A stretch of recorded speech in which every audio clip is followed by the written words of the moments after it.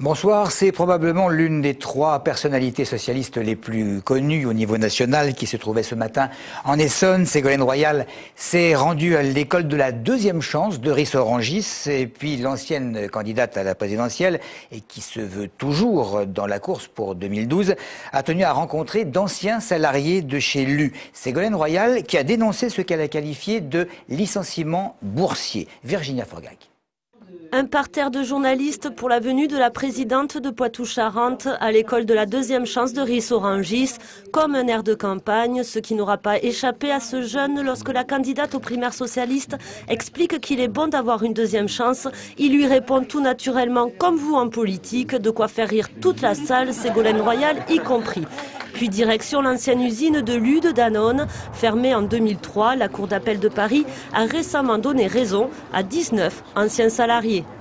Cette Cour d'appel, enfin, a dit clairement, et c'est absolument incontestable au regard des éléments qui ont été au fondement même de cette décision, que si on a licencié ici, c'est simplement parce qu'on voulait faire plus de profit et envoyer un signal au marché boursier afin que l'action Danone augmente.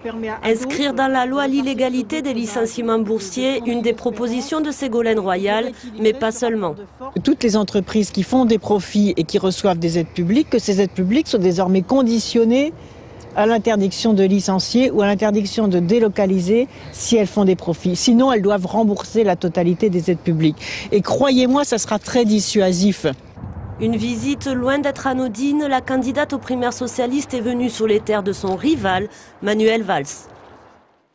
Comme anticipé hier lors des débats du Conseil général, ce dernier qui a voté le budget n'a pas choisi d'augmenter les impôts. Michel Berson a rappelé la solidarité avec 57 autres départements qui attaquent le gouvernement en justice à propos de la décentralisation, puisque les fonds liés au versement de certaines prestations n'ont toujours pas été transférés. Pour prévenir la dépendance chez les personnes âgées, l'assurance vieillesse d'Île-de-France avait rassemblé hier à Ivry presque tous ses partenaires. Il s'agissait de faire le point pour inciter les retraités à anticiper leur éventuelle perte d'autonomie, d'exercice physique, du travail sur la mémoire, d'amélioration de l'alimentation. Plusieurs ateliers étaient même proposés pour détecter et diagnostiquer d'éventuels problèmes. Christophe Garnier. La chute d'une personne âgée dans son appartement marque souvent la fin de son autonomie. Tous les visiteurs de ce salon le savent et beaucoup comme Jean sont venus se renseigner sur les différents moyens d'équiper leur habitat pour éviter d'être en difficulté le jour J. Nous sommes dans un pavillon et donc il y a des choses éventuellement à faire ou à ne pas faire. Mais aussi à prendre des précautions parce que les chutes, ça vient vite. Sans pouvoir éviter la dépendance chez les personnes âgées, l'objectif de ce salon est de les informer sur tous les moyens d'en reculer la survenance. Ils peuvent voir qu'ils peuvent se faire expertiser leur logement, ils peuvent avoir rendez-vous avec des ergothérapeutes, avec effectivement des professionnels qui sont financés par les institutions et qui leur proposeront des choses sérieuses.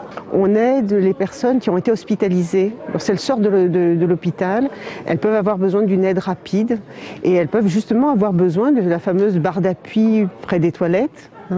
Elles peuvent avoir besoin d'un rehausseur de WC, elles peuvent avoir besoin de ce genre d'aide. La CNAF peut les financer.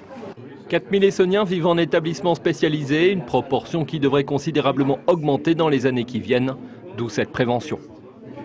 Le cambriolage de la bijouterie de Palaiseau, pas grand-chose de nouveau dans l'enquête. On sait néanmoins que ce ne sont pas 2 mais 4 individus, vraisemblablement des jeunes, qui ont volé les bijoux, pour la plupart en plaqué or d'ailleurs. Étant donné qu'ils ont dédaigné des parures en or blanc, la police est persuadée que ce ne sont pas des professionnels, pas d'estimation du butin pour l'instant.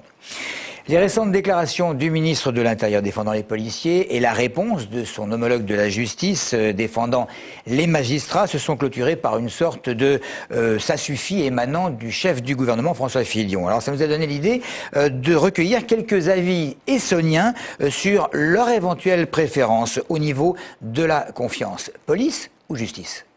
Non, actuellement plus en la justice. Les deux. Les deux aujourd'hui sont sujet à polémique. Ah là, je peux pas vous dire. Parce que pour moi, ils sont du même rang, donc voilà quoi. Donc la confiance de ce côté-là... Comme il y a des affaires douteuses à la justice, je crois que je ferais plus confiance à la police. À la justice. Pour quelle raison? Oh, ils font le meilleur travail quand même. Entre la police et la justice, je peux ne pas répondre. Je pense que la justice fait quand même mieux son travail que... Personnellement, j'aurais plus confiance à la justice qu'à la police. L'ordre fonctionnel. L'ordre public. Pas la politique. L'ordre public. L'ordre de fonction. La police, elle est en situation d'avoir beaucoup de pouvoir actuellement. Et il faudrait bien qu'elle revienne un peu à sa place de police, et pour laisser un peu de place aux autres. Et la justice, en fait, elle prend plus de temps à voir, peut-être pas à la profondeur de la chose, mais à voir un peu c'est quoi le sujet qui leur est apporté. La police, ils jugent du tic au tac. Parce que je crois encore qu'on est dans un pays où la justice est vraie, même si des fois il y a des choses pas forcément bien, et que la justice c'est des lois alors que la police c'est des hommes. Les hommes, on n'est pas parfaits. Jusqu'où peut-on aller pour recruter des talents? Alcatel-Lucent va très loin cette semaine. Son centre de recherche de Nozère recevait 26 collégiens en stage d'immersion accompagnés par leurs enseignants. Eh bien, les enfants étaient initiés par les salariés à la quinzaine de métiers qui cohabitent sur le site. Une initiative bien soutenue par la Chambre de commerce et d'industrie de l'Essonne. On voit ça avec Christophe Garnier et Manon Lénard. Il filme tout, même la sortie du restaurant d'entreprise. Preuve que ce stage d'immersion d'une semaine à Alcatel-Lucent a impressionné ces 26 collégiens. À tel point que certains ont même sorti la cravate quand on leur a dit que le directeur des ressources humaines venait leur rendre visite. Pour entrer dans une grosse entreprise, il faudrait bien se présenter et au moins je pourrais faire une bonne impression. Comme toutes les entreprises Internet, Alcatel-Lucent est prête à aller toujours plus loin pour dénicher des talents. Cet été, à force de trier sur le volet, elle a même peiné à recruter une centaine de jeunes ingénieurs. On va avoir du mal à trouver des jeunes qui sortent des écoles parce qu'on est de nombreuses entreprises à recruter des jeunes diplômés. Donc on a besoin de faire mieux connaître ces filières et montrer la diversité de métiers qu'il y a dans une carrière dans le domaine de la R&D et de l'innovation. Cet intérêt évident des entreprises à pénétrer le monde de l'éducation ne semble pas gêner le moins du monde les professeurs.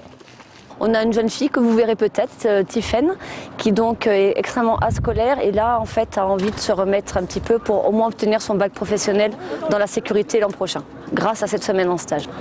Alcatel ferait donc dans l'insertion et pourtant, rien que cette année en France, le groupe s'est séparé d'1 millier de ses collaborateurs. Et nous allons terminer par des résultats sportifs de discipline de ce week-end. Les championnats d'athlétisme de l'Essonne en salle avaient lieu ce week-end à Viry-Châtillon. Domination impressionnante de l'Athlé 91 qui ramène 16 titres toutes catégories confondues devant l'Is Athletic Club et l'ES Montgeron. En handball, Massy s'impose au finish sur le parquet de Nice 23-22.